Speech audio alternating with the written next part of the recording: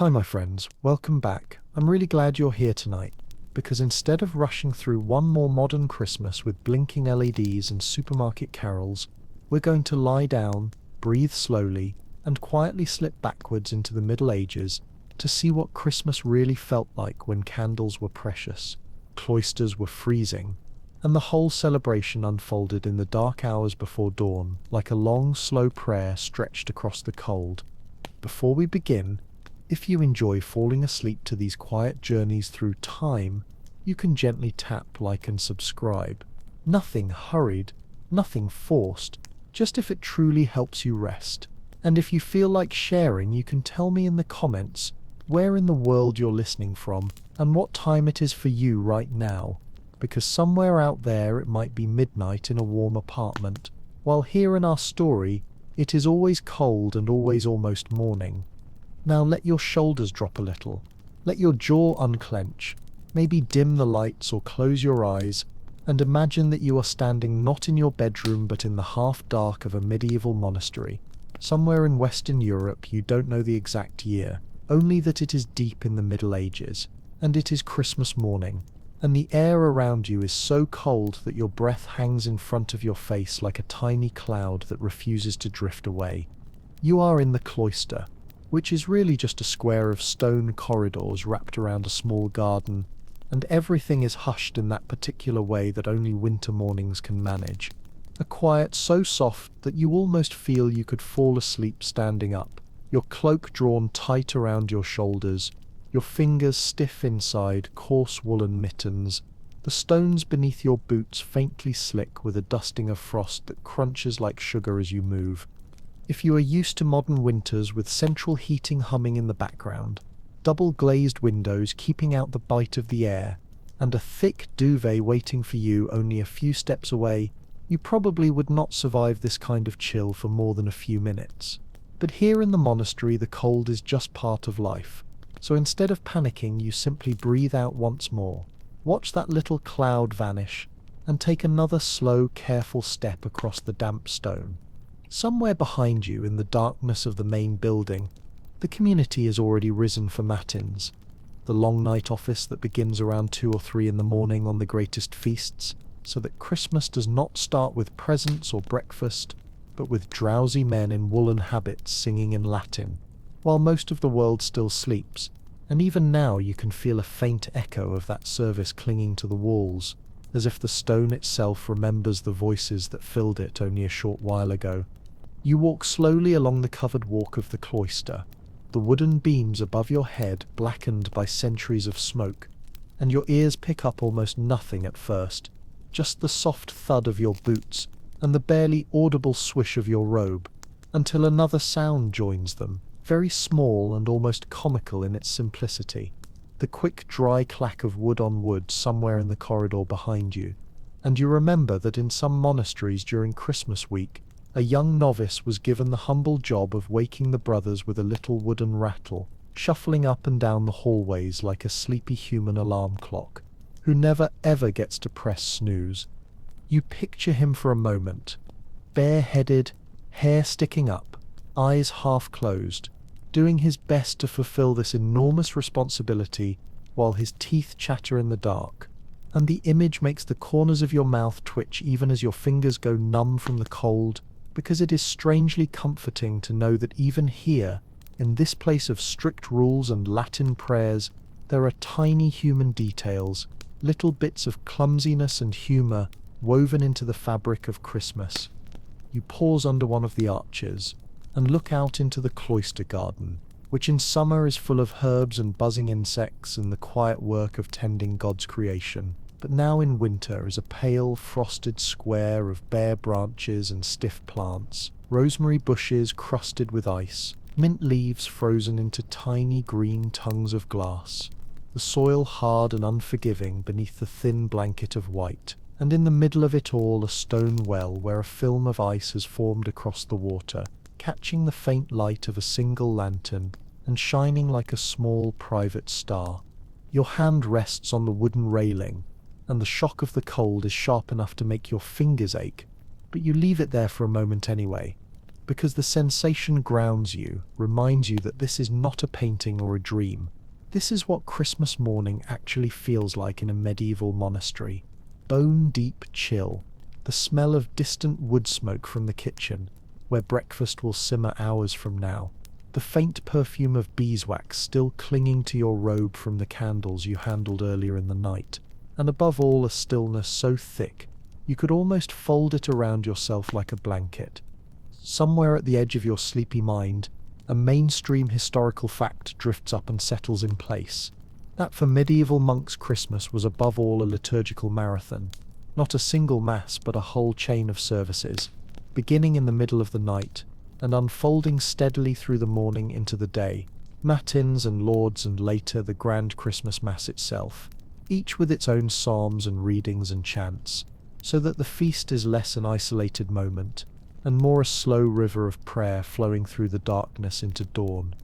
You sense a quiet tension beneath the calm, the way historians still argue in their books about whether the exact structure of the Christmas offices was strictly uniform across Europe, or whether each monastery followed its own slightly different rhythm, and you feel that uncertainty like a thin mist between your steps and the stones, something you notice but cannot quite hold, a reminder that even in the past there were variations, local customs, tiny decisions made by long-forgotten priors that shaped how this very morning would feel. You move on, crossing beneath another arch where a painted icon hangs on the wall, its colours faded but not gone. Mary and the Child and a field of gold leaf that catches even this weak winter light in a way that makes the figures seem to breathe. And as you pass, you feel something stir in your chest, a quiet warmth that has nothing to do with physical temperature, just the simple fact that this same image has been looked at on Christmas after Christmas by generations of eyes before yours. You are tired, of course, because you have been awake since the deep middle of the night, and your eyelids have that heavy, floating feeling you get when you stay up far too late. But here in the cloister, the sleepiness does not feel dangerous or uncomfortable. It feels almost gentle, like being rocked slowly in a cradle made of old stone and old prayers, every sound softened, every movement rounded. A thin wind sneaks under the edge of your cloak and touches your face with icy fingers, making your nose tingle and your breath catch for a moment, and you respond by pulling the fabric closer around you, drawing it tight at the throat in the same practiced gesture that monks before you have used for hundreds of winters. Then you turn toward a small, dark wooden door that leads back inside, its iron ring handle polished smooth, where countless hands have pushed it open. When you step through, the change is subtle but immediate. The corridor beyond the door is not truly warm, not by any modern standard, but it is warmer than the cloister by just enough that the skin of your cheeks relaxes, and the inside of your nose no longer feels like it might freeze, and the torches along the walls offer a gentle crackling that sounds almost like a small domestic fire, rather than a solemn ritual flame. Your boots tap softly on the flagstones as you make your way toward the chapel, following the faint memory of singing that still seems to cling to the air like a lingering dream. And you pass a narrow alcove with a simple wooden bench beneath a patchwork of thick medieval glass, the little panes warped and uneven, so that the faint dawn outside is transformed into melted streaks of grey and blue, a watercolour sky someone started to paint and never quite finished. And for a moment you imagine sitting here between offices, hands folded, breath steaming in the air as you whisper a private prayer about your own worries and hopes. You trace your fingertips along the edge of the bench as you pass, feeling how the wood has been worn smooth by the weight of bodies and elbows and folded hands over centuries. And that smoothness is its own kind of comfort, as if the bench quietly says, "You are not the first to be tired here. You are not the first to shiver here on Christmas morning, and wonder what the day and the new year will bring." Ahead of you the chapel door waits, a heavy slab of dark wood banded with iron, and as you draw closer you notice a small but important shift in the air, a faint sweetness riding on top of the wax and smoke, the almost invisible trace of incense that has soaked into the stones over the long night, rising again now, As the candles burn brighter in preparation for the next part of the celebration, you pause just for a heartbeat, one hand hovering over the cold iron ring, because this moment feels like a threshold between worlds, between the silent courtyards and corridors of the sleeping monastery and the living, breathing heart of its Christmas worship, between the long, cold hours before dawn and the slow unfolding of the feast that will carry you through the day, and you let your breath move in and out once more, long and steady, before you finally curl your fingers around the metal and push. The door opens with a low, familiar groan, and a wash of soft golden light spills out across your face, gentle and steady, and as you step over the threshold into the chapel proper, you feel the atmosphere wrap around you like a cloak of its own, thicker and warmer and filled with the quiet presence of others who have also risen from their hard beds in the dark to stand here, shoulder to shoulder, in the strange luminous stillness of a medieval Christmas morning. The soft glow of the candles fills your eyes before anything else comes into focus, their flames stretching upward in thin, trembling lines of gold that make the stone walls shimmer as if they had soaked up a little sunlight hours before dawn dared to appear, and you breathe in slowly, feeling the warmth on your cheeks, the way you might feel the first touch of a blanket after stepping in from the cold.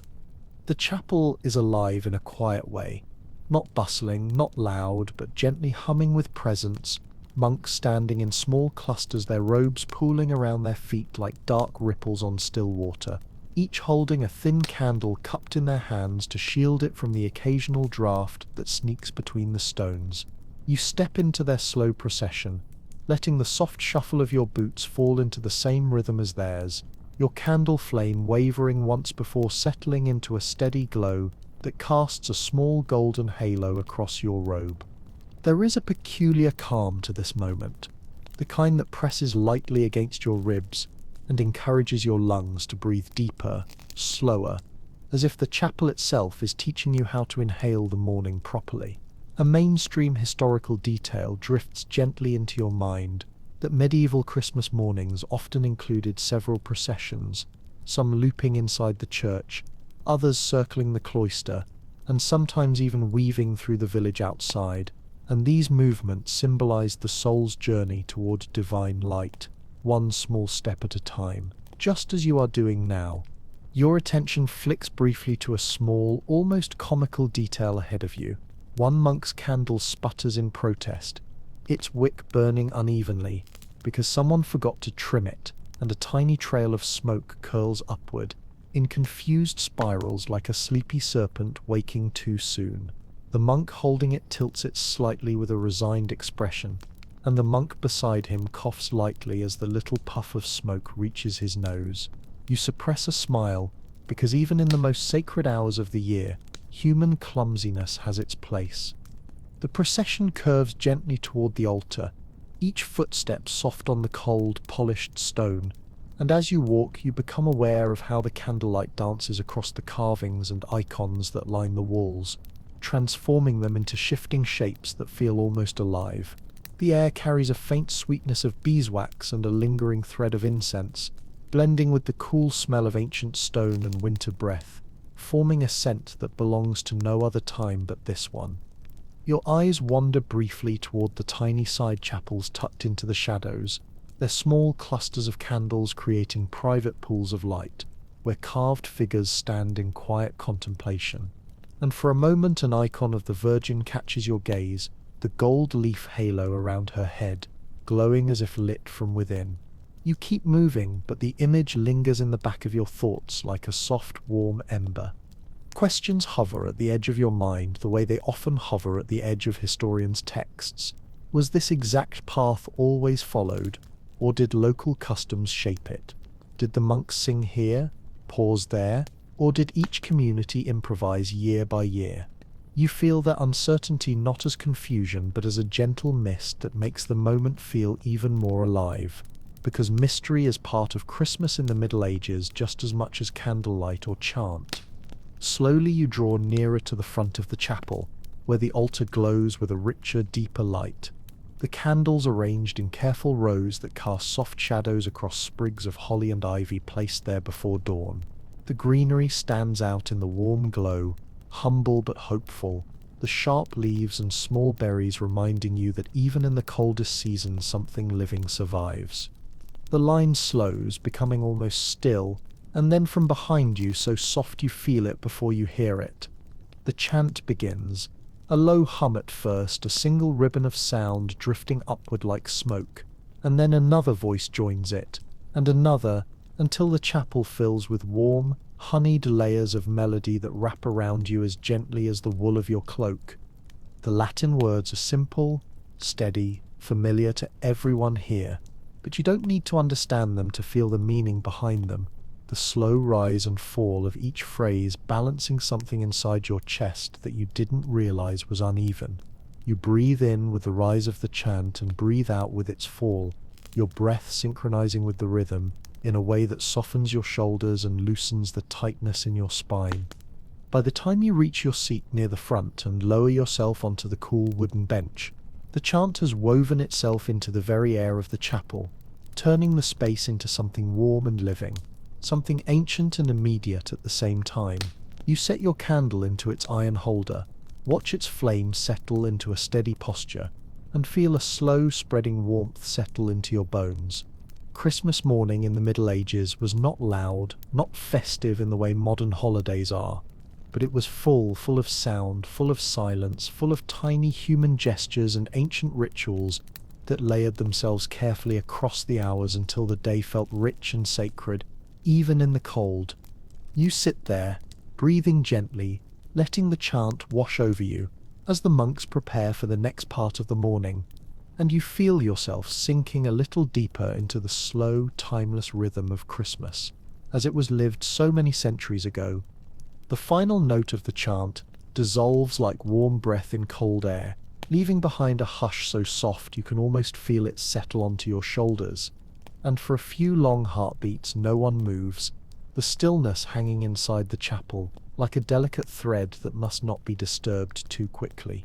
You keep your gaze lowered, your hands resting lightly on your lap, letting that gentle silence seep deeper into your bones, until your heartbeat itself seems to slow to match the chamber's quiet rhythm. Then, almost like a sigh spreading across the rows, the monks shift slightly in their seats, wool brushing wool, wooden benches creaking faintly under steady, practiced movements. Your eyes lift just as one of the older monks, his hood lowered, his face edged with the soft wrinkles of a lifetime spent in prayer, steps forward to open the heavy manuscript laid upon a carved wooden stand near the front of the choir. Its pages, thick and yellowed by centuries of breath and candle smoke, seem to glow faintly in the pooled light around him. He adjusts the angle carefully, a gesture so familiar it seems woven into his very muscles, and then he places one hand gently at the margin, as though greeting an old friend before the reading begins.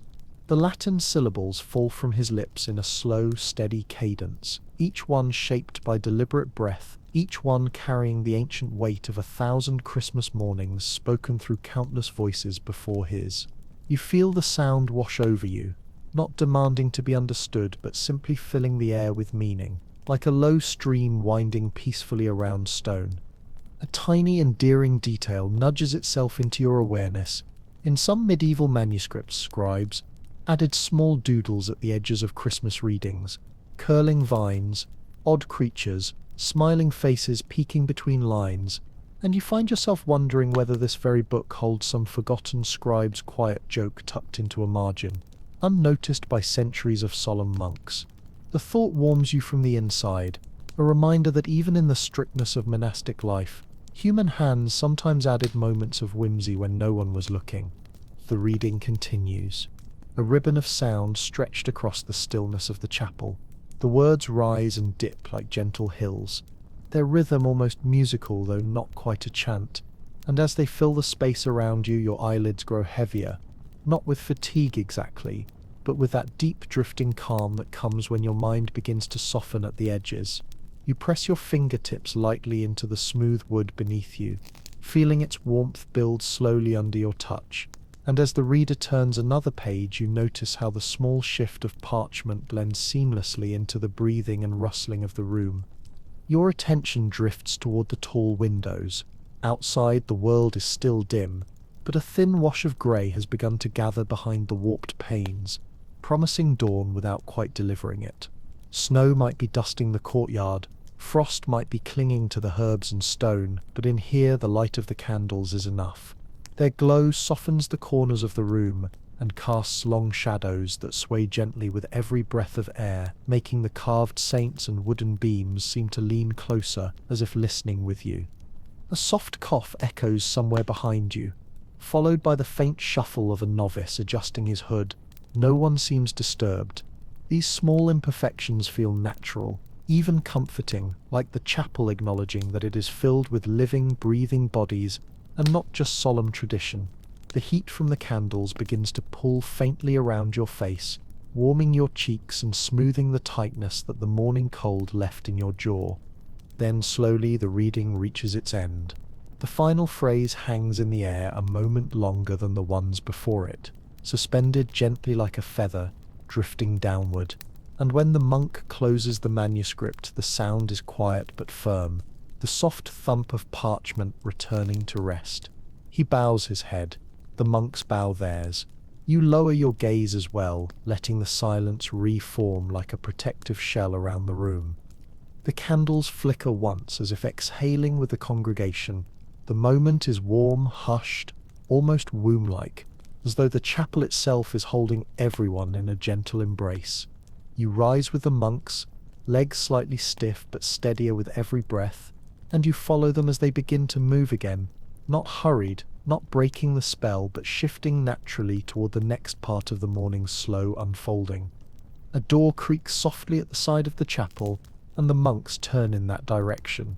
You step behind them, drawn by the faint warmth drifting from the corridor beyond, and as you pass through the doorway, the scent of parchment and incense gives way to something softer and homelier, warm grain, fresh bread, a thin thread of smoke from a hearth that has been burning since before dawn.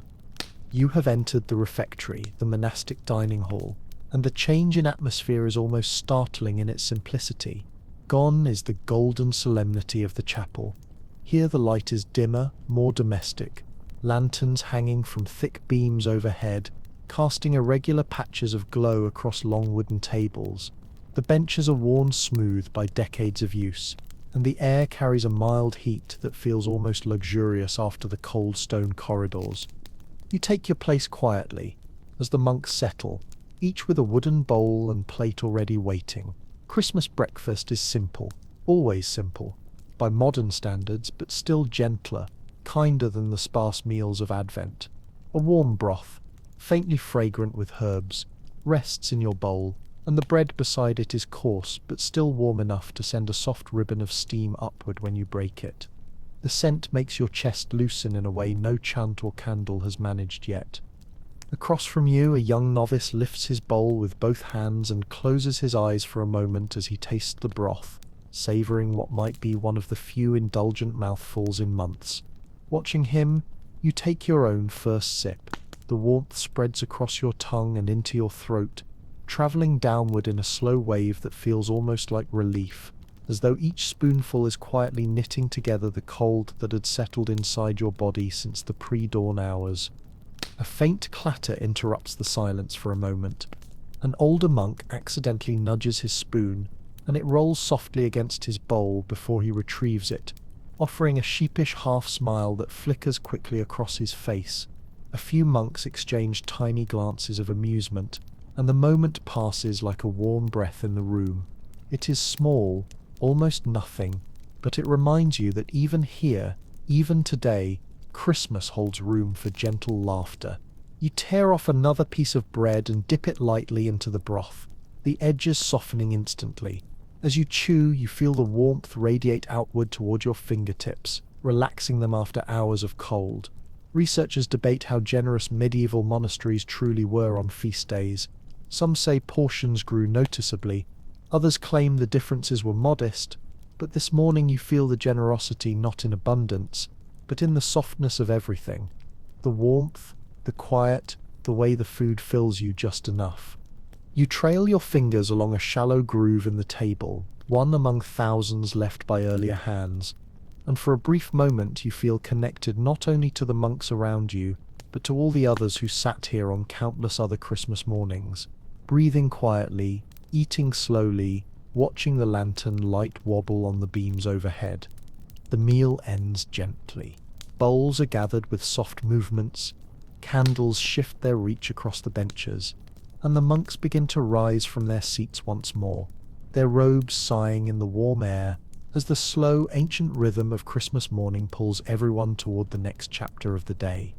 You rise with the monks, letting the lingering warmth of the refectory settle into your chest before stepping once again into the corridor where a soft ribbon of cold air greets you like an old familiar companion, slipping under your cloak and brushing your cheeks with its quiet insistence. The door closes behind the group with a low wooden sigh, and the sounds of breakfast, clinking bowls, faint rustles of cleanup, fade into the background as the monastery returns to its deep morning stillness. You walk in a slow line toward the cloister again, your boots tapping gently on the stone floor, each footstep echoing just slightly in the long hall. The faint scent of broth and warm bread still lingers on your sleeves, mingling with the cooler, sharper smell of stone and winter air. The lanterns flicker softly in their niches, their golden halos trembling with every draught as though trying to hold on to their glow just a moment longer.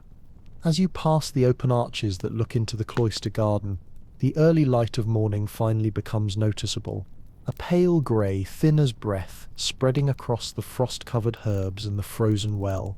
The sky beyond the cloister walls still carries the deep violet of early dawn, but a faint glow along the horizon whispers that the sun is somewhere just below, preparing to rise. A small gust of wind drifts through the walkway, stirring your cloak and sending a whisper of chill down your spine, and though the cold bites, it feels familiar now, almost grounding. The monks continue toward a side room near the chapter house, their movements fluid and unhurried, shaped by decades of habit and centuries of tradition. You follow the soft rustling of their robes, creating a gentle rhythm that guides your steps. Your breath forms small clouds before your face, quickly dissolving into the air as though the monastery itself quietly absorbs them. Inside the chapter room, the air is slightly warmer than the corridor, just enough to soften the edges of the chill clinging to your sleeves. A single brazier glows in a corner, its coals burning a deep orange red, casting a faint, pulsing light across the wooden benches arranged in a semicircle around a low lectern. The walls are plain, their simplicity broken only by a few wooden pegs holding cloaks and a small cross mounted above the far bench. The monks take their places with the same serene precision they brought to the chapel earlier. You find a seat near the end of one bench, settling into the familiar feel of worn wood beneath you, a surface smoothed by long years of prayerful hands and morning gatherings. Your fingertips drift lightly over the grain, tracing the subtle grooves left by those who sat here on countless Christmas mornings long before you. The thought warms you more than the brazier's glow. A senior monk approaches the lectern, carrying a small manuscript bound in dark leather. The cover is cracked at the edges, its surface polished faintly by age and devotion. When he opens it, the faint sound of parchment shifting whispers through the quiet room like the turning of a soft winter wind. The candles nearby illuminate the pages with a gentle gold, revealing neat lines of script and occasional flourishes of red ink marking important passages. The monk clears his throat softly. Not a disruption, just the simple human sound of an elderly voice preparing to speak, and begins reading in a tone that is calm and steady. The words flow into the room like water over smooth stones, each phrase measured and peaceful. You don't need to understand every syllable to feel their effect. The cadence alone carries a sense of reflection, of grounding, of gentle remembrance as Christmas morning continues its slow unfolding. A small detail catches your attention in some monasteries. Tradition held that the Christmas Day chapter meeting included short stories or teachings meant to encourage humility, charity, or quiet joy. Sometimes the texts were serious, sometimes unexpectedly warm or even gently humorous. As you listen now, You feel a faint smile tug at your lips, because the monk's voice carries a tiny undertone of that warmth, subtle but unmistakable, like a ray of soft winter sunlight slipping through a cloudy sky. The room remains perfectly still, except for the steady rise and fall of the reader's voice. The monks sit with heads bowed slightly, their breathing slow and in sync, their robes pooling around their feet. The brazier's coals crackle softly, sending a thin column of heat upward that flickers in the candlelight. A novice near the opposite wall rubs his hands together quietly, warming his fingers before folding them neatly in his lap again. When the reading ends, the monk closes the manuscript with gentle care, as though placing a sleeping child to rest. He bows his head, and the monks follow suit, their silence deep and natural, not forced. You lower your gaze as well, letting the quiet settle into your breath, expanding in your chest like warm air filling a cold room. After a moment, the prior rises. With a soft gesture of his hand, the monks stand and prepare to move toward the day's next observance. You rise with them, feeling the warmth of the brazier fade as you step once again toward the open doorway and into the corridor where the early morning light greets you with its delicate silver glow. The rhythm of Christmas morning continues, ancient and unbroken, waiting to carry you deeper still into the quiet heart of the day. You step back into the corridor, the wooden door of the chapter room closing behind you with a gentle, familiar thud, and for a moment you simply breathe in the cool air, drifting through the stone passageway, letting it mingle with the lingering warmth from the brazier still tucked somewhere in your sleeves and collar. The light has changed again, subtle but real now, creeping in through the narrow windows in thin strokes of silver that cling to the edges of the walls, as though hesitant to enter the monastery fully without permission. The monks move in a quiet ribbon ahead of you, their silhouettes gliding along the corridor like slow-moving shadows cast by a soft, distant flame. You follow them at an unhurried pace, feeling the faint vibration of centuries beneath your boots, as the stones carry the memory of countless Christmas mornings just like this one. Your fingers brush along the wall, the cold grit of the stone grounding you in the moment as a small draft curls around your ankles, reminding you that winter has not loosened its grip even for this sacred hour. As you round the corner and re-enter the cloister walk, the world outside has brightened enough to reveal more detail. Frost clings to the herbs and shrubs like a shimmering blanket of tiny crystals, each one catching the pale dawn light in a delicate glimmer. The well at the center of the garden looks almost enchanted now, a thin sheet of ice stretched across its surface like glass, reflecting the faint colors of morning sky. The air is sharp, crisp, and clean, so cold it almost stings your lungs, and yet strangely invigorating. You pause for the briefest moment under one of the arches, letting your gaze travel across the cloister before turning toward a smaller doorway on the eastern side. This door leads to the scriptorium, the place where during the rest of the year monks copy and illuminate manuscripts, bending over parchment with frozen fingers and steadfast patience. But on Christmas morning the room is quieter, more contemplative, used not for labor, but for gentle devotion and silent reflection. You step inside with the others, the hinges groaning softly as the door yields. The air in the scriptorium is warmer than in the corridors, but still cool enough that your hands instinctively curl inward for comfort. The room smells of parchment, ink, beeswax, and faint traces of dried herbs kept in little pouches to deter insects during the summer months. Tall windows line the far wall, each divided into uneven panes of thick medieval glass that bend the emerging daylight into soft, distorted ribbons of blue, grey, and pale gold. It feels like stepping into a watercolor painting left to dry in the cold. The long desks are empty this morning, the quills and ink pots neatly arranged as if waiting patiently for the year's work to resume after the feast. A few candles burn at intervals along the walls, their flames wavering gently in the faint draught slipping beneath the door. Several monks take quiet seats at the benches, their movements slow and deliberate, embracing the rare stillness that Christmas morning allows. You find your own place near the end of a long desk, resting your palms on the smooth wood polished by generations of hands. The texture is warm despite the coolness of the room, and you feel the subtle grooves carved by years of work. Light pressure here, a deeper cut there, small reminders that someone once leaned, pressed, prayed, or labored right where you are sitting now.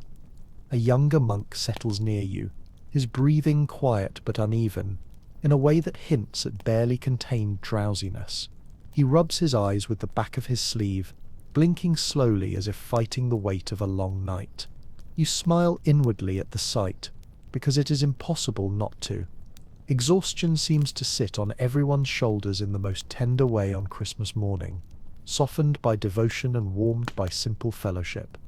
A senior monk steps forward carrying a small wooden box wrapped in a faded cloth. When he unwraps it, you see a modest collection of illuminated leaves, practice pages, drafts, small devotional illustrations that did not find their way into manuscripts but were preserved nonetheless. He spreads a few on the desk, and the candlelight catches the gold leaf embedded in the flourishes, making the tiny, intricate details gleam as if lit from within. This is an old Christmas tradition in some communities, sharing the year's small artistic works not as a display of skill but as an act of gratitude, a reminder of time spent in contemplation, and the beauty found in even the simplest strokes of a quill. The monks lean forward slightly, admiring the delicate vines, the tiny animals curled in margins, the bright halos painted with steady, painstaking hands. You feel your breath grow softer as you take it in, the golden patterns pulling your eyes gently from one detail to the next, like a visual prayer. A thought drifts through your mind. Historians still debate how widespread this custom was, and whether some monasteries kept these little gatherings private, personal, or purely symbolic. No one truly knows.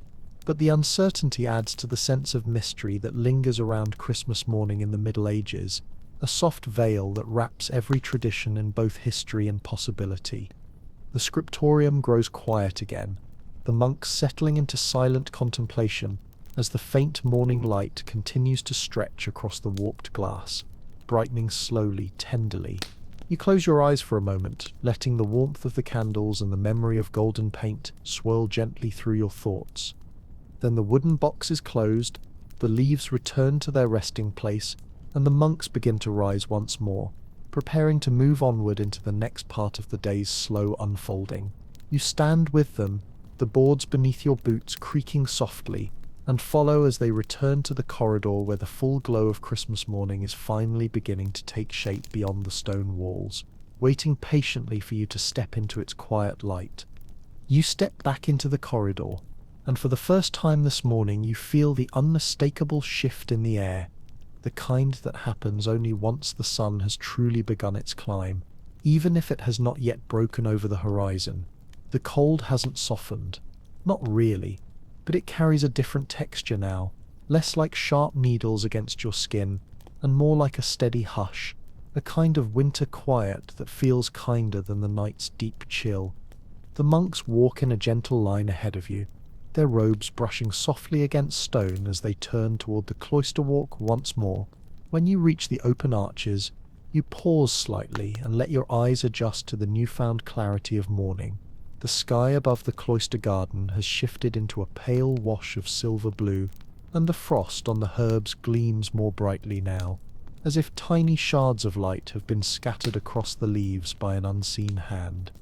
A thin layer of ice still clings to the well, but the reflections on its surface are changing, softening, catching hints of the sky rather than the darkness of earlier. Somewhere beyond the outer walls you hear the faintest sound, perhaps a distant bird testing its voice against the cold morning air, or maybe the subtle creak of branches weighed down by winter. You move with the monks along the covered walk, your breath rising in soft clouds before drifting upward into the wooden rafters. A few monks rub their hands together, warming their fingers, while others cradle their sleeves closer around their wrists. The quiet companionship of the moment feels almost tangible, as though you are all wrapped in a single shared exhale. As the group reaches the southern end of the cloister, the door to the warming room stands slightly ajar. It is a small chamber, rarely heated except in the deepest cold, and only briefly at that. Firewood was precious, and rule books from the Middle Ages often warned against using it carelessly. But on Christmas morning, tradition allowed the community a short, merciful respite from the cold, and so you enter the room with a sense of solemn gratitude, almost reverence for what is about to greet you. A brazier sits at the center, glowing faintly but steadily. The warmth radiating from it is gentle, not strong enough to fully chase the cold from your bones, but perfectly enough to ease the stiffness in your hands and coax sensation back into your numb fingertips. The scent of charred wood mingles with the faint aroma of smoke carried on the robes of the monks who stood closest to the fire. You step closer until the heat brushes your shins and your palms begin to warm. The monks gather around in a quiet crescent, none pressing too close to the flames, all simply leaning toward it with the same calm gratitude. You extend your hands, turning them slowly, letting the warmth creep across your skin like a shy but welcome guest.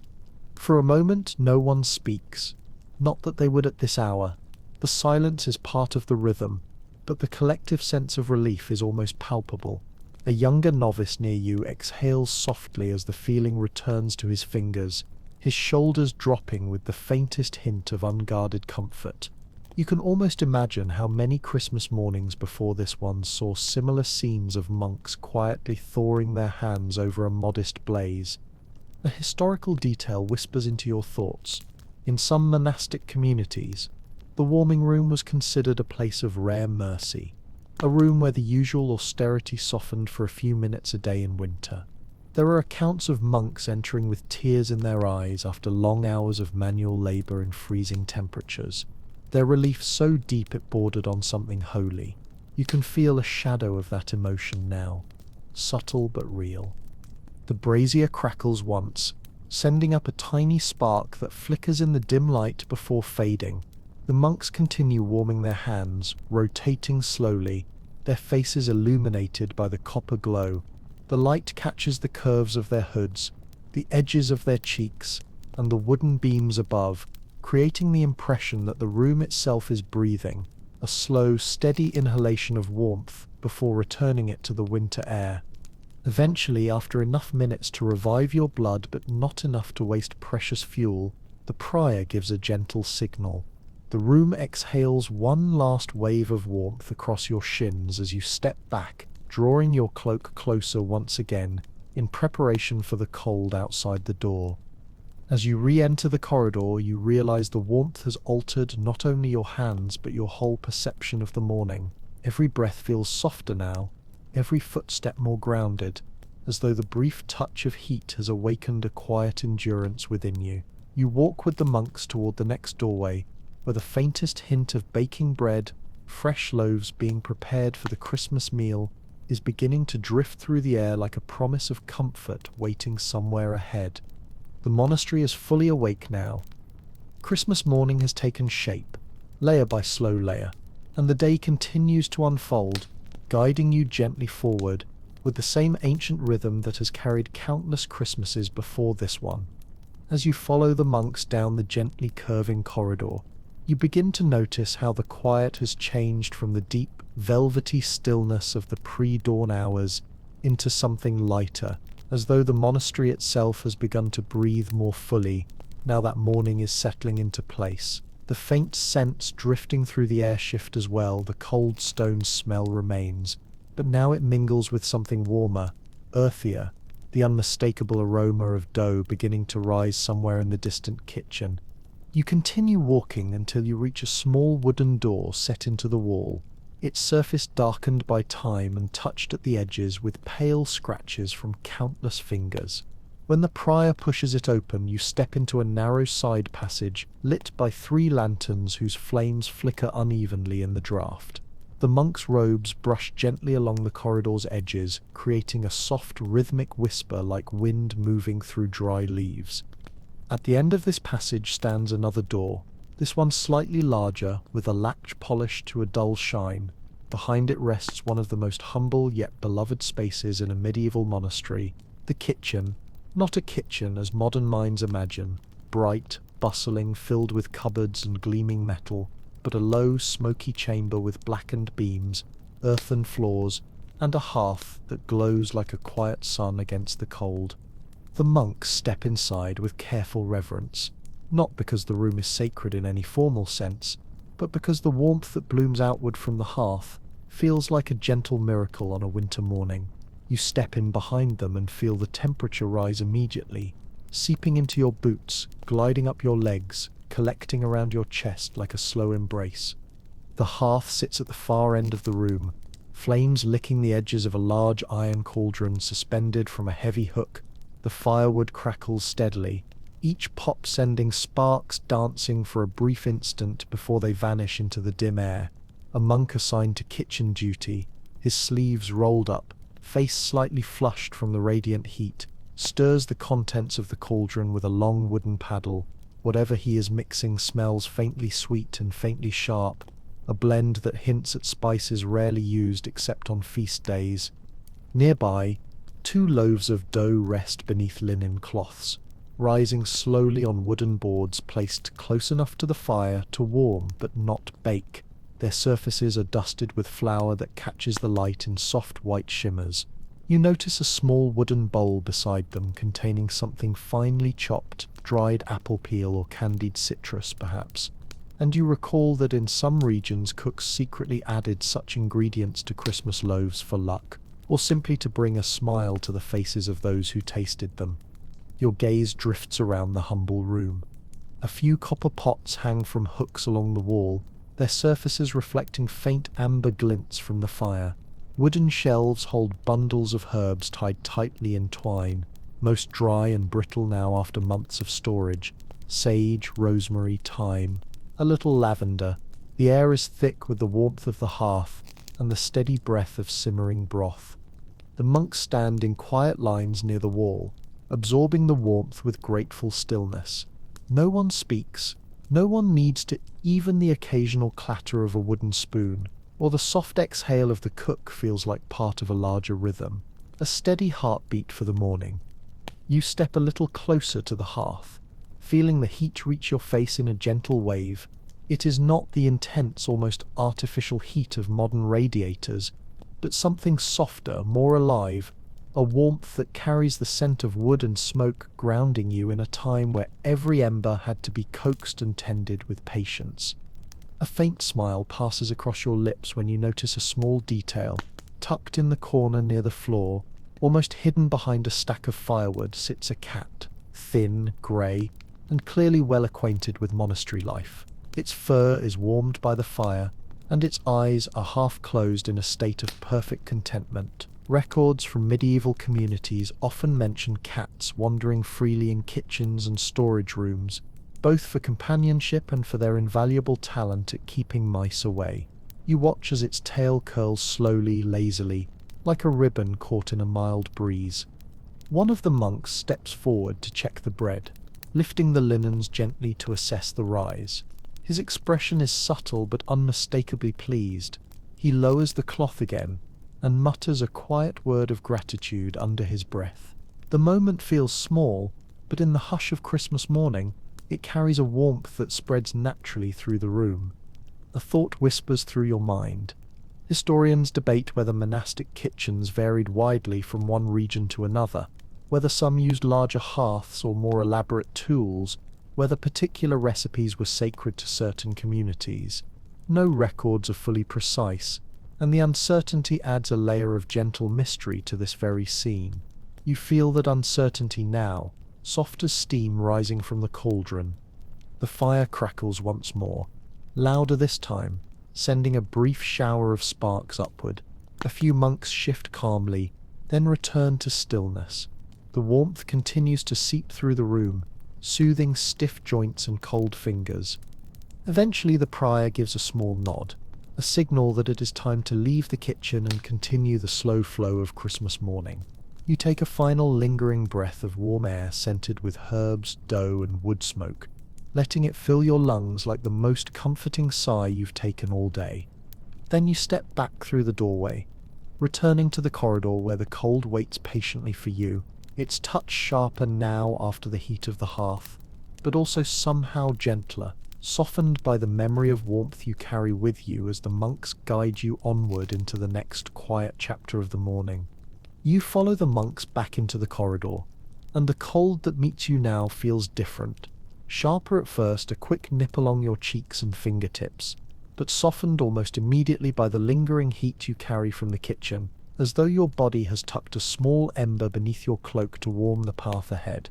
The air smells faintly of smoke and winter stone, and your breath rises in pale plumes that drift lazily upward before dissolving under the wooden beams overhead.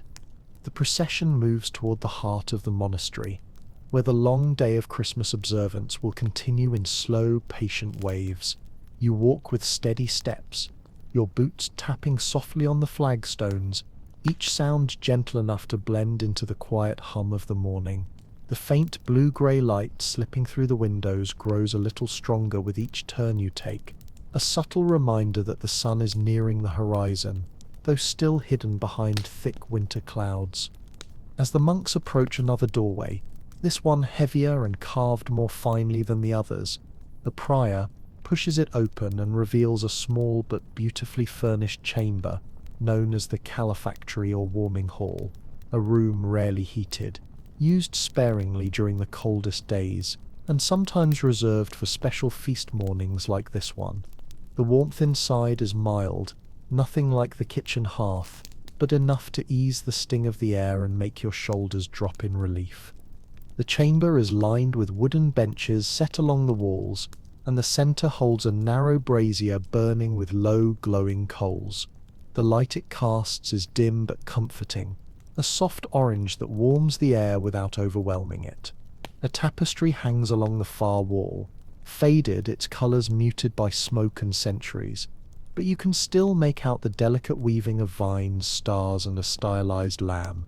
Its gentle presence adds a quiet beauty to the room, softening the severity of the stone around it. A few monks move closer to the brazier, holding out their hands to the faint heat, rubbing their palms together in slow, grateful strokes. You join them, stretching your fingers toward the glow until a gentle warmth begins to spread across your knuckles. The coals shift occasionally with a soft crackle, sending tiny embers flickering for a moment before settling again. The room fills with a kind of peaceful silence, not empty but full of breath, of shared stillness, of the unspoken understanding that this small warmth is a blessing, one of the modest comforts allowed on a holy morning. You sense the monks savouring it quietly, their faces softened by the glow, their shadows long and wavering across the stone floor. You take a seat on one of the wooden benches, the surface cool at first but warming slowly beneath you. Your cloak pulls around your legs, trapping a bit of heat from the brazier. A monk sits nearby, his eyes half closed, his posture relaxed in a way that only comes after long hours of prayer and cold. Another gently massages his fingertips, coaxing life back into them after holding a candle through much of the early service. A quiet historical detail glides into your thoughts.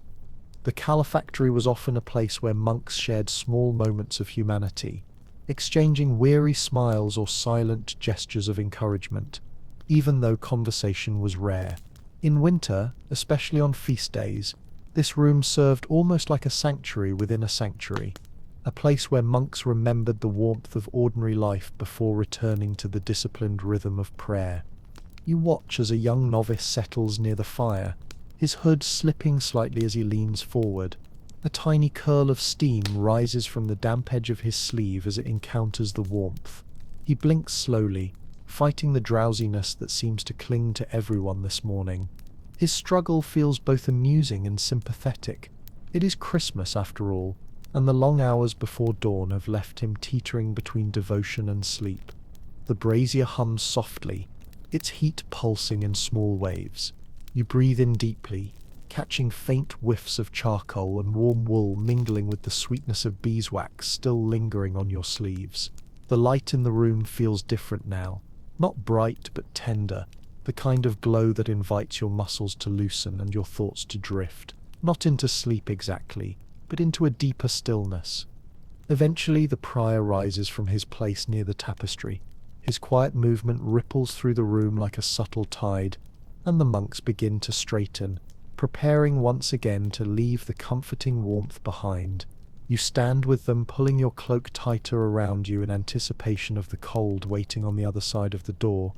As you step out into the corridor once more, the chill greets you, but now you face it with a steadier breath, strengthened by the brief touch of heat and the silent camaraderie of the warming hall. Ahead of you, the monks turn toward the larger courtyard, where the first faint, uncertain rays of daylight have begun to stretch across the frost. Christmas morning continues to unfold, quiet, layered, and centuries old, and you follow its rhythm deeper into the hours that lie ahead. The monks guide you toward the open walk of the great courtyard, and as you step beneath the final arch, the morning greets you fully for the first time. Not bright, not yet, but unmistakably awake. A thin wash of pale gold now lies across the frost-covered stones, catching on the edges of the cloister walls and turning each grain of ice into a tiny shard of light. The air bites your cheek sharply, but after the gentle warmth of the calefactory it feels invigorating, almost clean. You draw your cloak tighter around your shoulders and follow the monks as they move in a slow, deliberate line toward the north side of the courtyard. Their breaths rise in soft clouds, merging and dissolving in the crisp air. The world around you is utterly still except for their footsteps, the crunch of frost underfoot blending into a steady, calming rhythm. This courtyard has seen hundreds of Christmas mornings before now, and you sense that weight of continuity pressing gently against your ribs, as though the very stones remember each footfall. Near the northern wall stands the small burial garden, a cluster of simple wooden markers and low stone mounds arranged in quiet rows. The monks enter it without ceremony, moving between the graves in slow, contemplative steps. A faint hush settles even more deeply around you. It is customary in many medieval communities to spend part of Christmas morning praying for the dead, those brothers who once lived, worked, and prayed here, and who now rest beneath the cold soil waiting for the resurrection this feast celebrates. You pause at the edge of the garden, letting your eyes drift across the frost-tipped grass. The markers are modest, their carved crosses softened by decades of wind and rain. A few patches of snow cling stubbornly in the shadows. One monk bends slightly to brush frost from a particularly old stone, his fingers gentle, almost reverent. Another clasps his hands before him, bowing his head, his breath rising like incense in the clear morning air. You step inward, your boots sinking softly into the brittle grass. The cold here feels sharper, somehow, more solemn. Your breath slows. As you approach one of the unmarked mounds, a gentle rise in the ground, barely distinguishable from the frost around it. You imagine the lives represented beneath. These stones, scribes who hunched over parchment in this very monastery, gardeners who tended herbs in the cloister, novices who once shook wooden rattles during Christmas week, elderly monks who warmed their hands over the same brazier you stood before just minutes ago. A faint, unexpected detail drifts into your thoughts. Medieval records mention that on Christmas morning, some monks believed the souls of the departed drew closer to the living, watching the prayers and processions from just beyond the veil. Whether or not that belief was universal, you feel a quiet presence here, a sense of being joined by more than just the monks standing beside you. The silence is deep, but not empty. The prior steps forward and begins a low chant, his voice soft enough that it blends with the pale wind moving through the courtyard. The monks join him, the harmonies thin but steady, drifting over the burial garden like a blanket laid gently across sleeping earth. The notes rise slowly and fall even slower, each one carried upward into the brightening sky. You close your eyes briefly, letting the sound settle inside your chest. It feels both sorrowful and hopeful at once, a reminder of loss, yes, but also of continuity, of the endless mourning that Christmas symbolizes. The chant ends with a final long note that trembles in the air before dissolving into quiet. The monks remain still for a moment, their heads bowed, their breaths steady.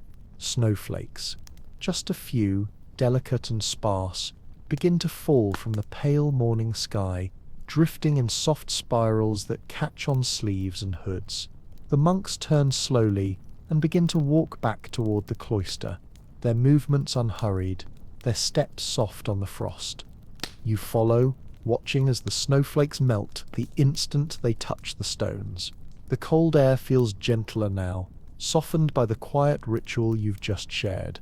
As you cross beneath the arch that leads back into the covered walk, the soft glow of lanterns greets you again, their flames trembling lightly in the draught. The monks turn toward the main corridor, where the large chapel awaits once more. The next service of the morning is approaching, warmer, more celebratory, filled with brighter chants and fuller harmonies, and the monastery begins to shift into that rhythm, its breath deepening like a great, ancient body preparing to sing. You step into the corridor after them, feeling the weight of the burial garden still resting gently on your shoulders like a shawl of memory and cold morning air. The pace ahead is slow but purposeful, guiding you deeper into the unfolding of Christmas Day, toward the moment when the sun will finally rise and light the monastery in full. And so you follow, steady and calm, letting the soft footfalls, the drifting snow, and the ancient rhythm of the morning carry you onward. You move with the monks through the long corridor, your footsteps joining theirs in a soft, steady rhythm that hums against the stone like a gentle heartbeat. The lanterns mounted along the wall glow with a warmer hue now, their flames reflecting off patches of dampness left by melting frost that clung to the monks' robes as they returned from the burial garden. The cold air curls around your ankles, reminding you that the warmth of the calefactory and kitchen still lingers only faintly in your bones. As you turn a corner, the great chapel door comes into view again, carved, heavy, bound with iron, and the faint echo of voices beyond it sends a small shiver through the air. Not chanting this time, not the long, drifting tones of early morning, but something livelier, fuller, a hum of preparation, as the community gathers for one of the most joyful parts of the Christmas celebration, the festive Mass. The prior pushes the door open, and a soft swell of golden light pours out like warm breath into the cold corridor. You step inside with the others, and the chapel feels transformed. It is no longer the dim, incense-hung sanctuary of the earliest hours, but a brighter space now, illuminated by dozens of candles burning in tall brass holders, arranged along the altar and around the choir stalls.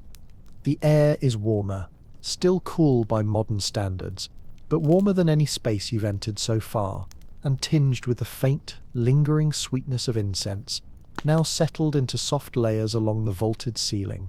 The flicker of candlelight dances across the carved stone pillars, making them seem to shift slightly, as though the chapel is waking fully from its long night of prayer.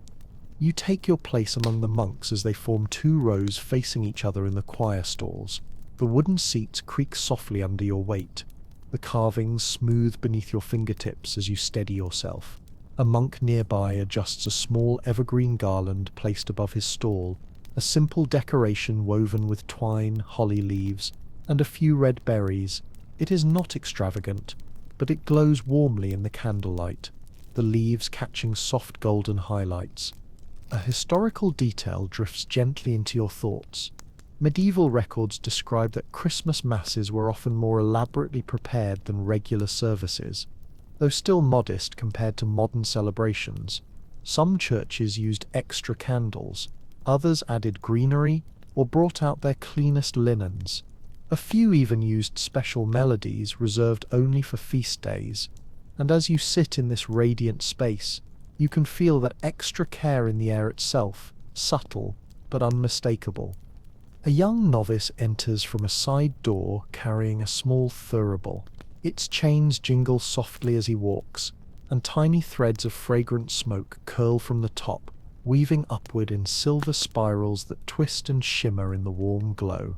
He pauses at the aisle, hands steady despite the weight of so little sleep, and the scent begins to spread through the chapel again, lighter this time, sweeter, like a memory of the night's earlier rituals rising gently from the stones. You inhale slowly, and the fragrance drifts into your chest with a soft, calming warmth. The monks bow their heads slightly as the thurible is lifted and swung. its arc deliberate and fluid, sending thin trails of smoke drifting across the aisle like slow-moving ribbons. The light catches the smoke in luminous halos that make the air look almost liquid. A small, tender detail catches your eye. Two tiny motes of dust float lazily within one of the smoke halos, spinning slowly as if caught in a private dance. The sight makes your eyelids feel heavier, your breath deeper. Everything seems softened here, the world viewed through gentle layers of scent and flame. The organ, a small, simple instrument compared to modern ones, gives a low, resonant hum as one of the monks tests a few notes. The sound drifts across the chapel like a warm wave, filling the space without overwhelming it. When the first hymn begins, it rises not suddenly but like dawn breaking through the clouds, soft at first, then fuller, then rich with harmonies that wrap around the pillars and settle into the carved beams overhead. The monks sing with a tenderness you did not hear earlier in the night. Their voices, still weary, still carrying the faint graininess of long hours awake, blend into something warm and luminous, each note shaped by devotion rather than perfection. The melody is simple, but its rise and fall feels like breathing, like the chapel itself is inhaling and exhaling with the rhythm of the hymn. You straighten your posture slowly, feeling a warmth begin at the center of your chest and spread outward. The candles flicker with each swell of the music, and the greenery on the altar trembles lightly as though stirred by the hymn's vibration. The chapel has become a living thing, breathing, glowing, humming softly with the heartbeat of Christmas morning. Your gaze drifts toward the stained glass window above the altar, which is illuminated now by the pale morning light filtering through from outside.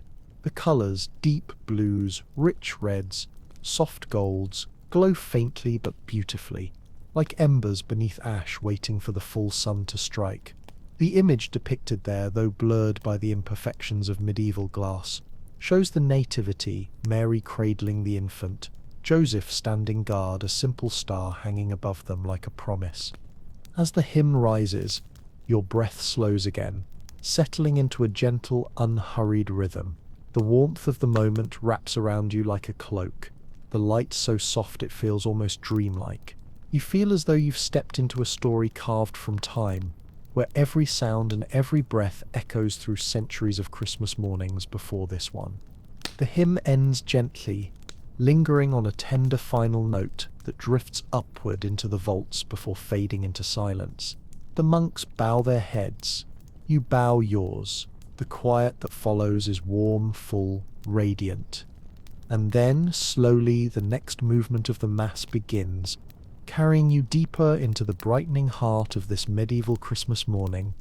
The Mass continues with a slow, steady rhythm, almost like the turning of a great wheel that has been moving for centuries and will keep moving long after every voice in the room has fallen quiet.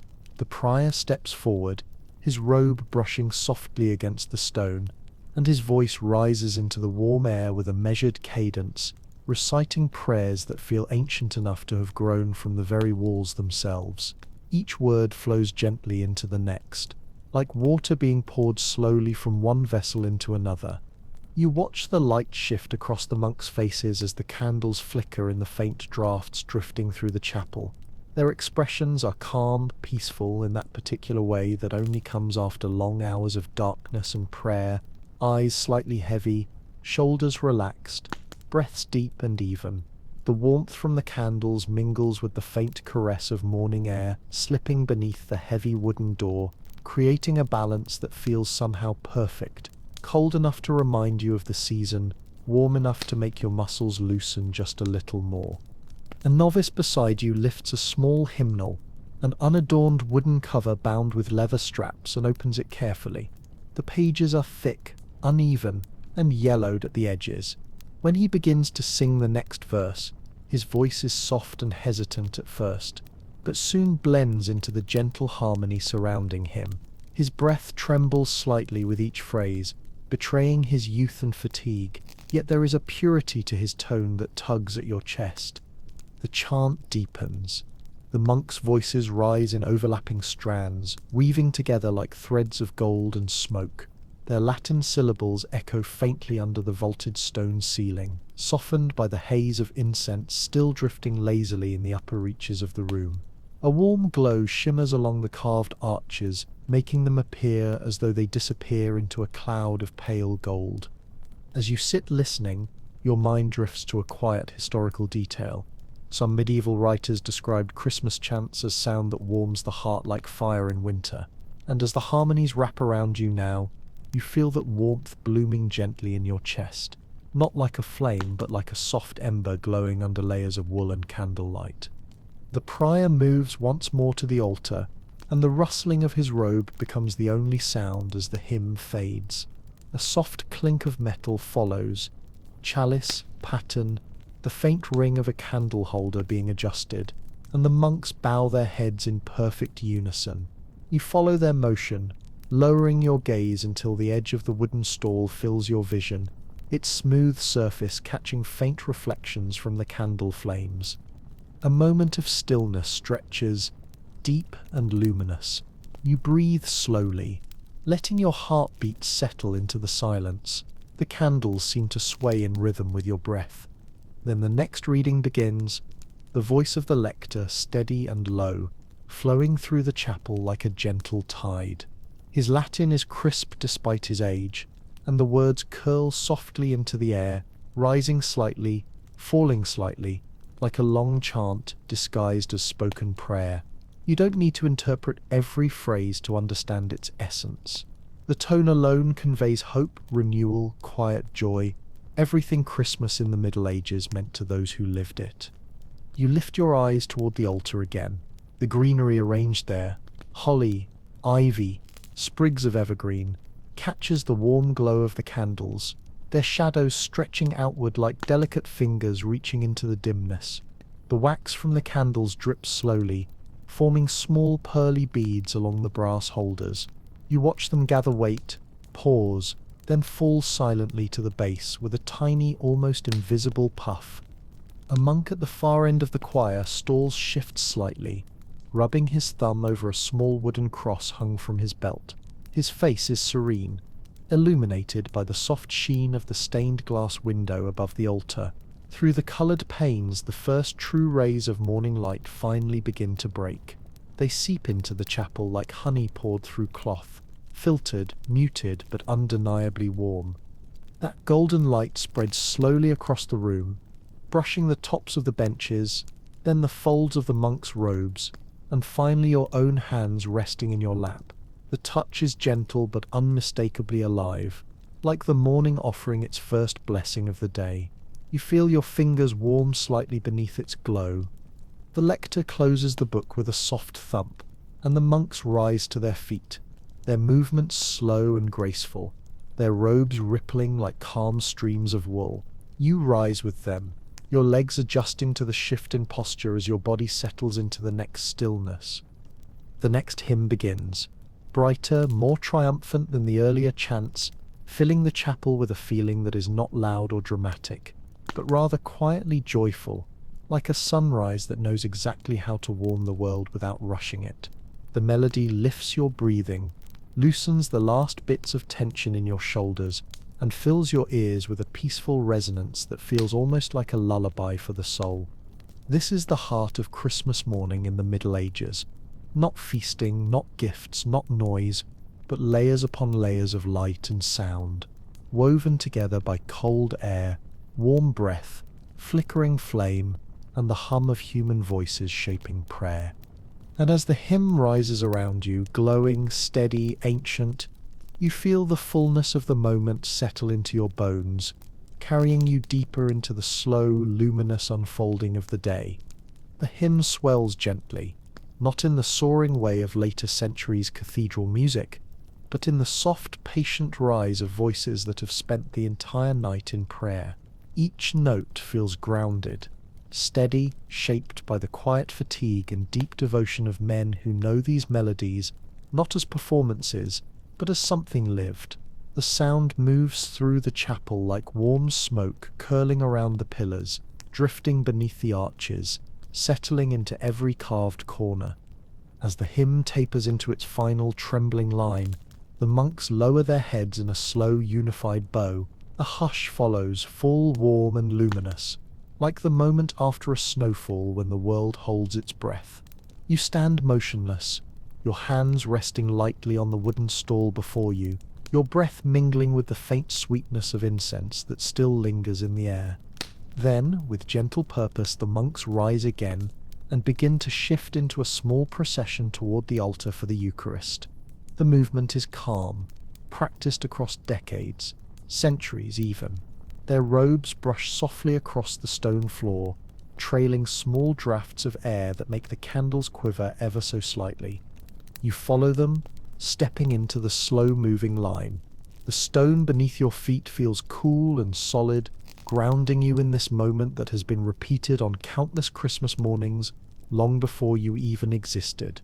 The altar glows warmer now, its candles reflecting off the polished metal of the chalice, creating ripples of gold that dance across the greenery arranged at its base. The prior lifts the chalice with both hands, and even from where you stand, you can see the faint tremble of fatigue in his fingers. Not weakness, but the soft truth of a long night's vigil. His face, illuminated by the closest candles, holds an expression of deep, quiet tenderness. The monks bow their heads once again, and you feel yourself pulled into the gravity of the moment.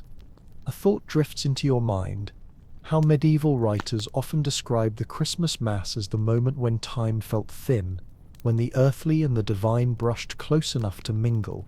In this chapel, with candlelight trembling across stone and breath rising in faint clouds, that idea feels less like symbolism and more like something your skin can sense.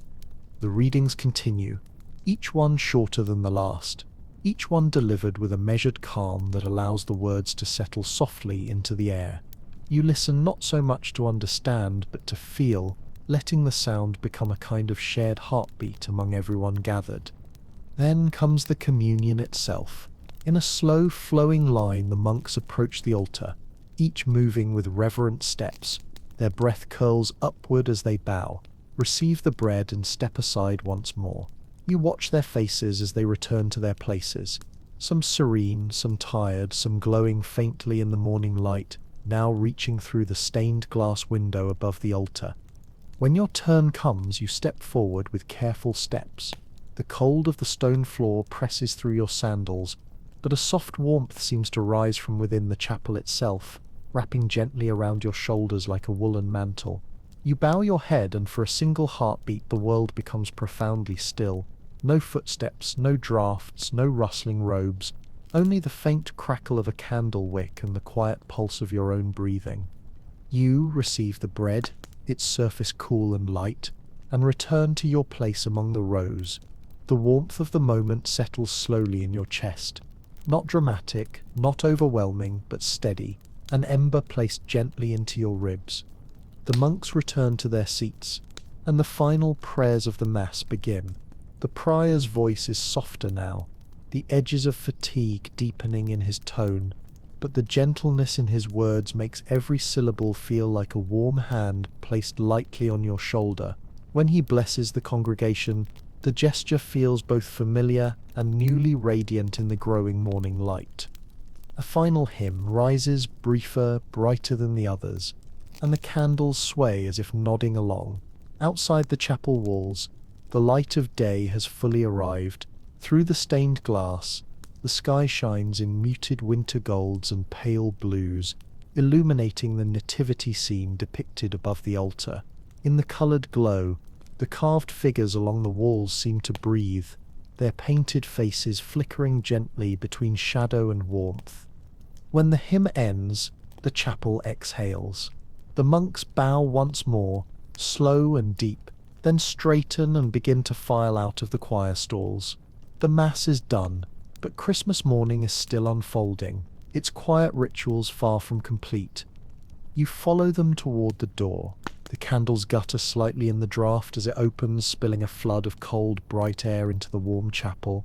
Your breath forms a soft cloud the moment you step outside, and the cold feels sharper now, but also invigorating, waking your senses after the long, gentle stillness of prayer.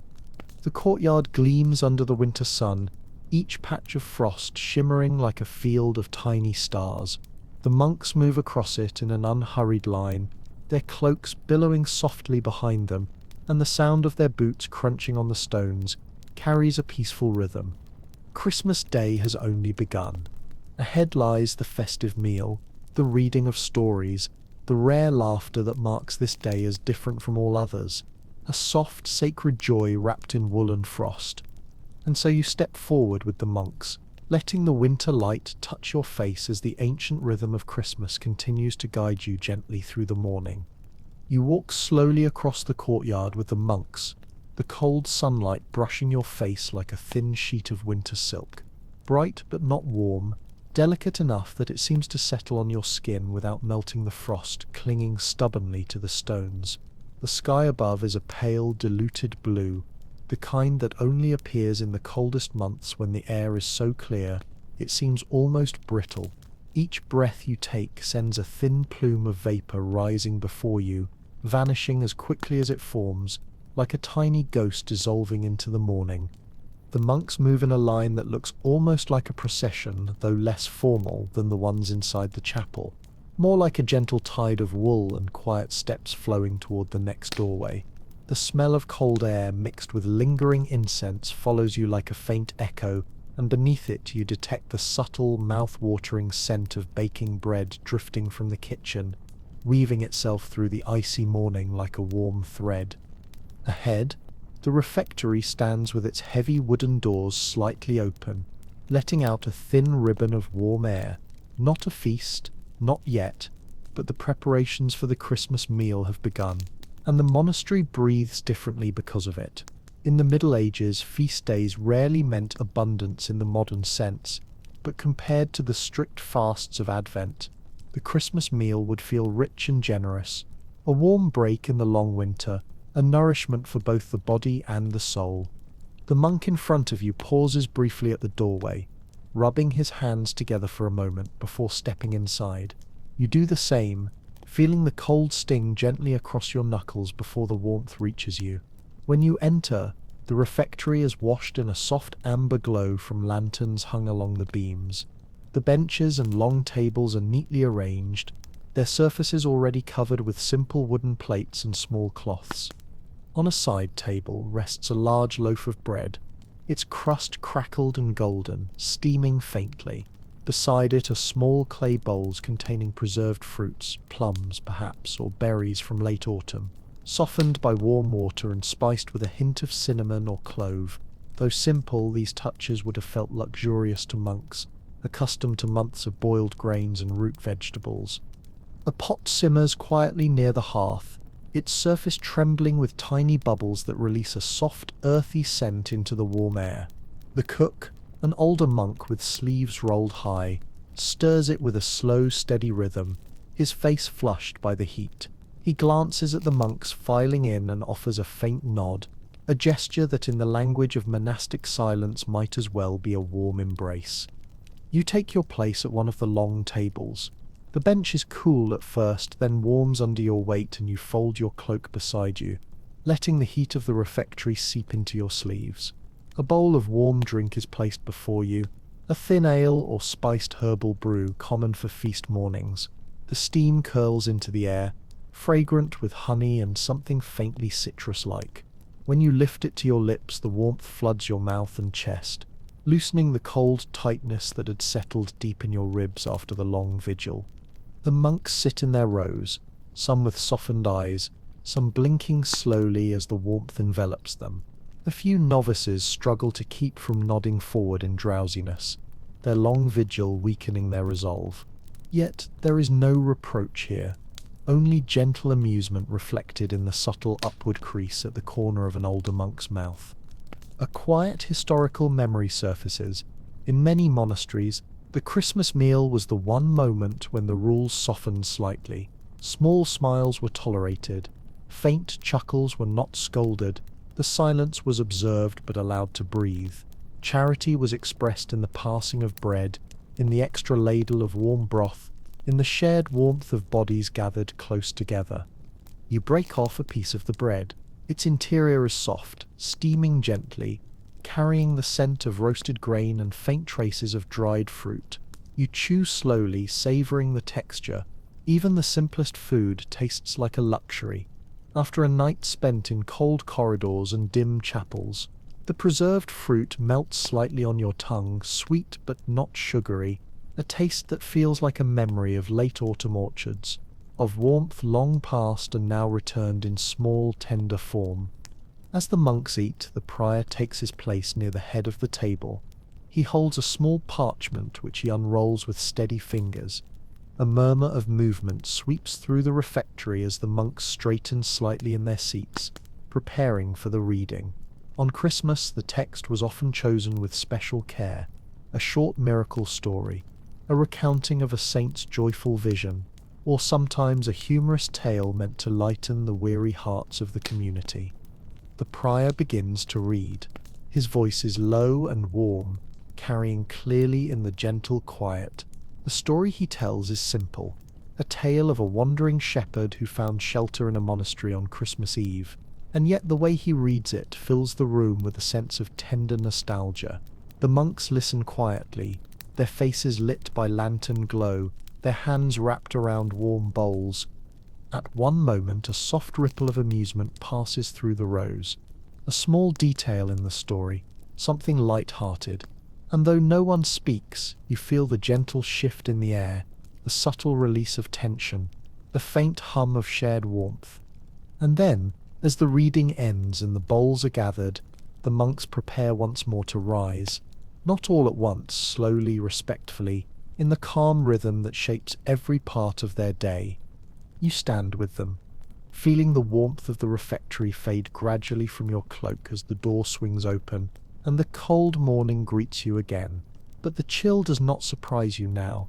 It meets you like an old companion, sharp but bearable, softened by the meal and the soft glow of fellowship. The monks move again toward the cloister, where the sun has begun its full ascent, turning the frost into sparkling flecks of silver and white. Christmas morning continues to stretch onward, quiet and unhurried, with rituals still waiting to unfold. Stories to be shared, prayers to be whispered, small acts of charity that warm hearts more deeply than any hearth. And so you follow them, one slow step after another, letting the rhythm of the monastery lead you deeper into the gentle heart of Christmas Day. You step back into the cloister walk, and the light that greets you now is no longer the pale, tentative shimmer of early morning, but a fuller, clearer glow, still winter cold, still thin as glass, but bright enough that it settles over the courtyard like a quiet blessing.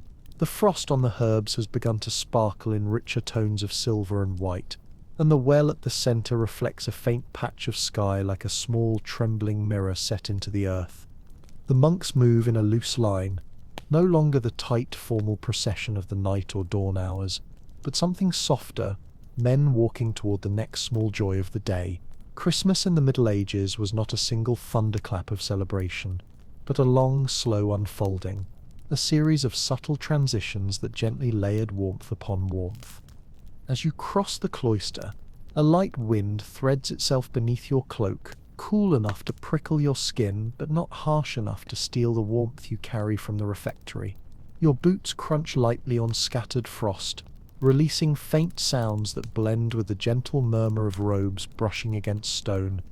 Ahead, the monks gather near a modest timber door set into the southern wall, a room rarely used except on important feast days. When the door opens, you realize this is the chapter library, a small but precious chamber where manuscripts are stored, copied and protected from moisture and cold, as best as medieval architecture allows.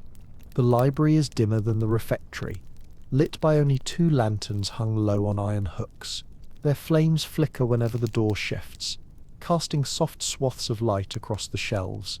The scent that greets you is unmistakable: parchment, old wood, beeswax, and the faint dryness of pigments that once gleamed brightly in illuminated books. You step inside slowly, allowing your eyes to adjust. The room is narrow but tall, its shelves lined with carefully wrapped manuscripts, bound in leather, some in faded cloth, others tied with simple cords. A few are cracked and scarred by age, Others gleam faintly from newer binding. The monks treat this place with near-reverent silence, their movements gentle and deliberate, as though each breath must be measured so as not to disturb the fragile lives of the books. In the center of the room sits a broad wooden table. On it rests a single open manuscript, an illuminated gospel book, its pages shimmering with touches of gold leaf that catch the lantern light like tiny flecks of sunrise. The figures painted along the margins, angels, vines, bright initials, seem to breathe in the shifting glow. The prior steps forward and touches the edge of the parchment with 2 fingers, not to lift but simply to acknowledge. This book is brought out only on major feast days, not to read from. Its script is too precious for frequent handling, but to contemplate, to admire, to remember the devotion of those who created it. You step closer, and the colors draw you in immediately. Deep blues made from crushed lapis, rich reds from precious vermilion, gold that still shines despite centuries of handling. The paint forms a border around a nativity scene rendered in miniature. Mary with her head bowed, Joseph leaning on a staff, the infant wrapped tightly in swaddling cloth, a tiny ox and donkey standing close enough to feel the glow. The image is no larger than your hand, and yet it holds a universe of tenderness. A soft, amused detail floats up from memory. Medieval scribes sometimes smudged wet ink with their sleeves or left tiny fingerprints in the margins, mistakes that modern scholars now study with fascination. You look closely at the manuscript before you, and notice, near the lower edge of one page, the faintest irregularity in the gold, perhaps a moment when a scribe's breath trembled in winter cold, or when his hand slipped after hours of work by candlelight.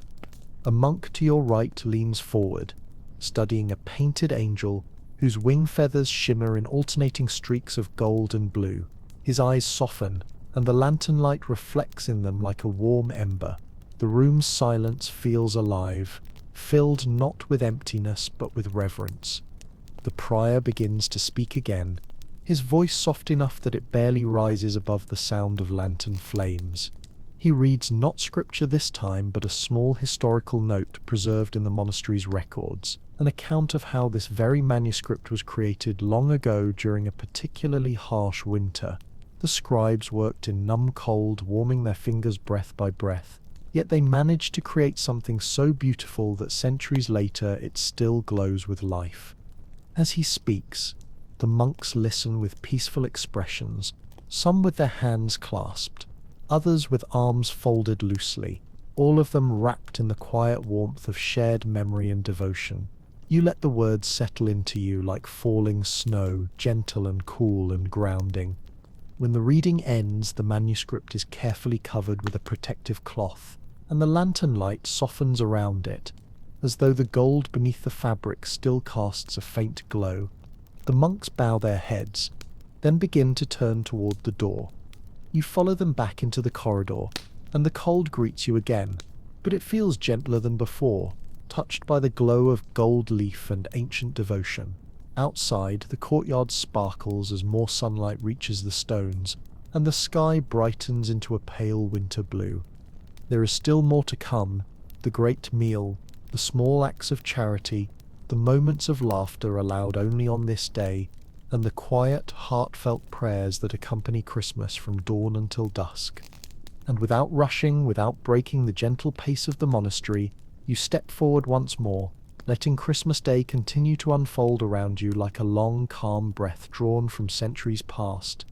You walk out of the library with the monks, the cool corridor greeting you once more with its familiar mixture of stone, frost, and faint echoes, and yet something inside you feels warmer now, as though the golden glow of the illuminated manuscript has settled like a quiet ember beneath your ribs. The door closes softly behind the group, and the sound rings with a gentle finality, one chapter of Christmas morning complete, another already rising quietly ahead. The monks move in an unhurried stream toward the west side of the cloister, where a narrow staircase curls upward toward the infirmary loft. The steps are smooth from centuries of feet, their stone edges rounded like river pebbles polished by time. You follow them upward, placing your hand lightly on the cold wall for balance. the air growing slightly warmer as you ascend, warmed by small vents connected to the kitchen's chimney. At the top of the stairs lies a long hall, brighter than the others you've walked through today. The windows here are wide, fitted with thick, imperfect glass that bends the morning light into soft, milky patterns on the floor. The air smells faintly of dried lavender, rosemary, and beeswax, herbs used for comfort, healing, and warding away winter stiffness. This is the infirmary, a place where the elderly monks live out their gentle final years, and where the sick receive care, not with modern medicine, but with warm cloths, herbal poultices, whispered prayers, and the tenderness of brothers who know that every life in the monastery is woven into the same long fabric. On Christmas morning, it is tradition for the community to visit the infirmary first, offering not gifts exactly, but presents, warmth through companionship, a few quiet words, the comfort of being remembered. The monks file in quietly, spreading across the hall in small clusters. Some move toward a row of wooden beds where older monks sit wrapped in thick woolen blankets. Others kneel beside pallets, laid close to braziers glowing with low heat. You feel the shift in the room immediately. The atmosphere is softer here, warmer, touched by a kind of fragile sweetness. An elderly monk, his beard silver white and sparse, lifts his head slightly as the brothers enter. His eyes brighten, not wide, but enough to reveal a spark of joy.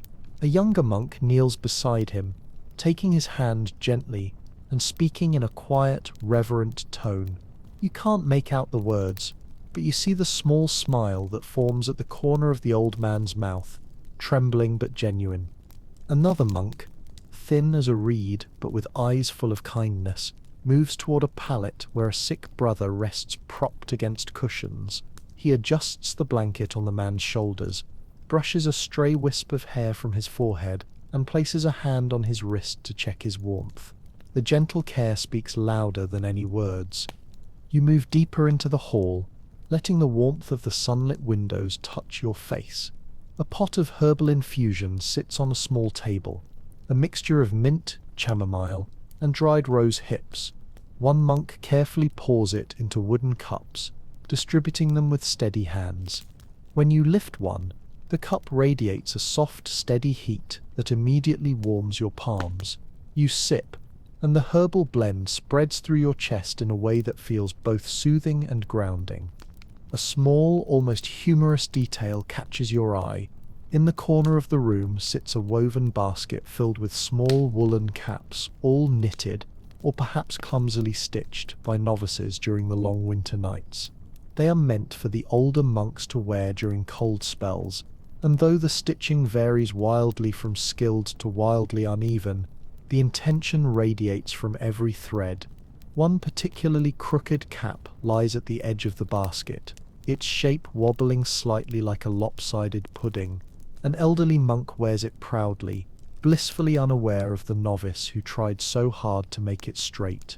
You feel a smile tug at your lips. A historical thought drifts into your mind. Many monastic rules encouraged acts of personal mercy on Christmas morning. Not indulgence, not feasting or celebration in the modern sense, but gentle human kindness, extra blankets, warm drinks, simple comforts, anything that eased the burden of age, cold, or illness, offered with humility and love. Looking around the infirmary now, you see that tradition alive in every gesture. The monks linger here longer than in any other room so far, their silence woven with companionship. No one rushes, no one hurries toward the next part of the day. The elderly monks hold their hands folded, their eyes soft, basking in the warmth of the brothers who surround them. For some, this may be their last Christmas. For others, simply another chapter in a peaceful decline. But for everyone in this room, the moment is sacred. Eventually, the prior gives a quiet nod, and the brothers begin to prepare to leave. You rise from your bench, finishing the last sip of the herbal drink, the taste lingering on your tongue like a small blessing. The elderly monks raise their hands slightly in farewell, some offering faint smiles, others simply closing their eyes in gratitude. As you step through the doorway, descending the stairs back into the colder parts of the monastery, the warmth of the infirmary follows you, clinging to your sleeves, settling in your breath, blooming quietly in your chest. Outside, the courtyard gleams brighter now. The frost is melting in thin patches. A few monks are brushing snow off a stone bench. Somewhere in the distance you hear a faint jingle of metal, perhaps a novice carrying a small tool or pot. Christmas Day is moving steadily forward, its next gentle ritual waiting just beyond the next doorway, and you walk toward it, warmed by the memory of quiet hands, bright windows, and the soft smiles of men living their last winters with dignity and peace. The monks guide you back into the heart of the cloister, where the cold air feels crisp and clean against your cheeks, but not nearly as sharp as before. Something in you has changed. The quiet warmth of the infirmary still rests like a soft coal beneath your ribs, glowing steadily as you move through the pale winter light. The courtyard is brighter now, the sun rising high enough to turn the frost on the stones into tiny shimmering stars that blink and vanish as you pass. The brothers walk with an unhurried ease, their robes swaying gently around their legs. The snow has melted in thin streaks along the edges of the garden, revealing dark soil and the faint green tips of winter herbs. A pair of sparrows hop along the cloister wall, pecking at stray crumbs left behind by the morning's bread, their feathers puffed against the cold. One monk pauses to scatter a few crumbs from his sleeve for them, a small act, but fitting for a day devoted to compassion in even the smallest gestures. You follow the monks toward a long covered walkway leading to the guest hall. The door here is tall, framed with heavy oak beams and iron nails, and when a novice pushes it open, a wave of warmer air spills out, tinged with the scent of burning wood and fresh straw. You step inside and find yourself in one of the monastery's most humble but important spaces, the guest house, where strangers, travellers, and the poor seek shelter. Today, on Christmas morning, this hall is fuller than usual. The room is lit by several lanterns suspended from the rafters, their flames glowing softly through thin sheets of horn. The walls, though bare, radiate a gentle warmth from the long hearth running along the left side, where a modest fire crackles steadily. Straw mats line the floor, and along the benches sit a handful of weary-looking travellers, men and women with mud-stained cloaks, frostbitten fingers, and faces lined by long roads and long winters. As the monks enter, the guests shift slightly, unsure whether to rise, but the prior lifts one hand, calm, reassuring, and they remain seated. There is no ceremony here, no chant, no reading, only quiet hospitality, the kind that has been rooted in monastic life from its earliest days to welcome the stranger as Christ himself. One monk carries a basket of bread, simple loaves still warm from the morning ovens. Another brings clay cups filled with spiced ale diluted with water, steaming faintly. A third carries a folded bundle of woolen cloths and spare cloaks, neatly stacked. The monks distribute these items with gentle nods, placing bread into cold hands, wrapping cloaks around shivering shoulders, offering warmth not in words but in presence. You step forward with them, feeling the shift in the air as the travellers relax, some slowly, some with visible relief. A man with trembling hands lifts the cup of warm ale to his lips and closes his eyes as he drinks, the steam swirling up around his face like a blessing. A woman clutching a small child pulls the woolen cloth tighter around her little one's shoulders, her eyes shining with gratitude. The child looks up at one of the monks with wide, curious eyes, then buries his face in his mother's cloak. A soft historical whisper drifts into your mind. Monasteries in medieval Europe were often the only safe refuge for the poor during winter months. On Christmas, this duty of charity became even more central, an act of love woven seamlessly into the day's sacred meaning. Sometimes monks even gave away their own cloaks to those suffering more deeply from the cold. Some records speak of brothers shivering in thin garments during winter liturgy, because they had gifted their heavier ones to the poor the night before. Looking around this hall now, you feel the echoes of that tradition, alive in every gesture. A young novice presses a cloth-bound bundle into a traveller's hands, perhaps extra bread, perhaps a handful of dried berries, and the man's expression softens into something like disbelief. You can see the exhaustion in his posture, the way his shoulders sag when kindness touches them. Your gaze drifts toward the far end of the room, where a monk kneels beside a woman with a bandaged hand. He unwraps the cloth gently, checks the wound beneath, and applies a fresh strip of linen soaked in warm herbal infusion. The woman's breath catches with relief. Her eyes shine in the lantern light, grateful and tired. The fire crackles softly, sending small sparks dancing upward before fading into the smoke hole above. The warmth permeates the space slowly, settling into the bones of each person gathered here, monks and guests alike, its glow mixing with the tender stillness of the morning. After some time, when bread has been offered and cloaks distributed, the monks gather near the center of the guest hall and bow their heads briefly, not in formal prayer but in a silent sharing of goodwill. Then, with a nod from the prior, they begin to withdraw, giving the travellers room to rest, to warm themselves, to eat without feeling observed. You step back toward the door with them. The wooden planks feel warm beneath your palm as you push it open, and the cold air outside brushes your face like a cool reminder of the world beyond the monastery's walls. But the cold no longer feels biting, not after the warmth of charity, not after witnessing the quiet compassion of Christmas morning. The sun has risen higher now, painting pale gold across the stones, and a light wind carries the scent of the kitchen hearth across the courtyard.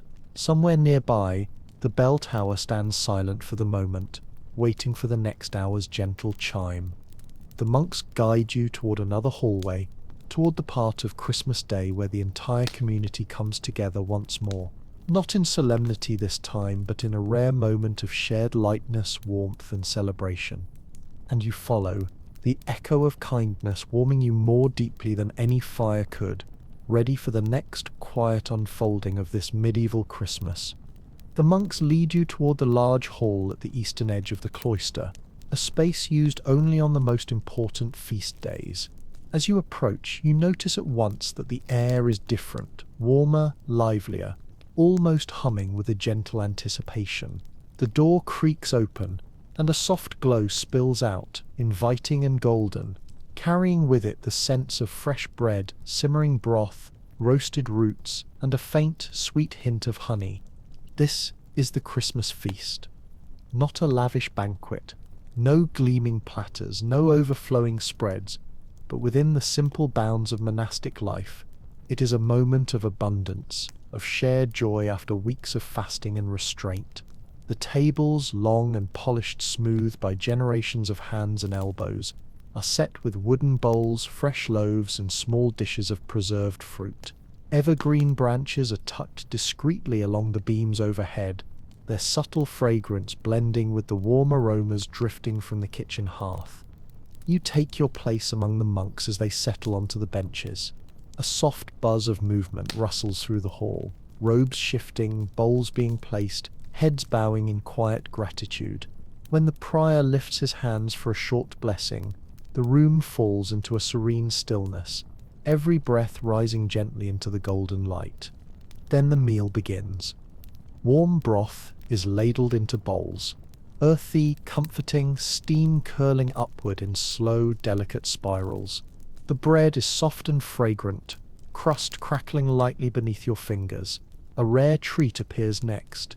A small wedge of cheese, pale and mild, likely saved especially for this day. There are even a few pieces of dried apple and plum, soaked until tender, their sweetness a bright note against the cold of winter. The monks eat slowly, gratefully, their faces softened by warmth and candlelight. Here and there you spot the faintest hint of a smile, rare outside feast days, but welcome today. One novice suppresses a small laugh, as an older monk pretends to scold him for reaching too eagerly for a second slice of bread, but his stern expression dissolves quickly into a gentle grin. The whole hall seems to exhale in one shared breath of quiet joy. A soft historical memory drifts into your thoughts on Christmas. The rule of silence was often relaxed just a little, not fully broken, never loud, but loosened in a way that allowed brothers to exchange a few quiet words, to share a memory, to acknowledge the warmth of the day. Looking around now, you feel that unspoken permission resting lightly in the air, like a small door opened into camaraderie. As the meal continues, you notice something subtle but beautiful. The tired lines on the monks' faces ease. The cold that clung to their robes seems to melt. The golden candlelight pulls softly around their hands, making everything feel warmer, safer, gentler than any winter morning has the right to be. When the last bowls are emptied and the bread is nearly gone, the monks remain seated for a moment in peaceful silence. The prior bows his head one final time, offering gratitude, not just for the food but for the companionship, the warmth, the grace of another Christmas morning, lived together under the same ancient roof. Then, slowly, the monks begin to rise. Some move to clear the tables, others tend the hearth. A few walk to the windows to watch the frost melt beneath the midday sun. The day will end with quiet vespers, with evening prayers, with the slow dimming of candles against the deepening winter night. You step outside with them one last time. The courtyard is brighter now, almost sparkling. The frost that glimmered at dawn has begun to recede, leaving the stones damp but shining. The sky is a calm, pale blue, streaked with thin clouds drifting like delicate brushstrokes across the horizon. Your breath curls softly in the air, but the cold no longer feels sharp. It feels gentle, familiar, part of the rhythm of the place. You pause, turning slowly in the center of the courtyard. The monastery around you, its cloisters, its chapel, its infirmary and guest hall, feels alive with a kind of quiet holiness. The walls have held centuries of Christmas mornings just like this one. Cold air, warm candles, gentle voices, shared kindness. And now, you have walked among them. As the monks disperse to their tasks, you feel a deep stillness settle inside you. Not the silence of emptiness, but the silence of peace, of warmth, of something ancient and tender resting gently in your chest.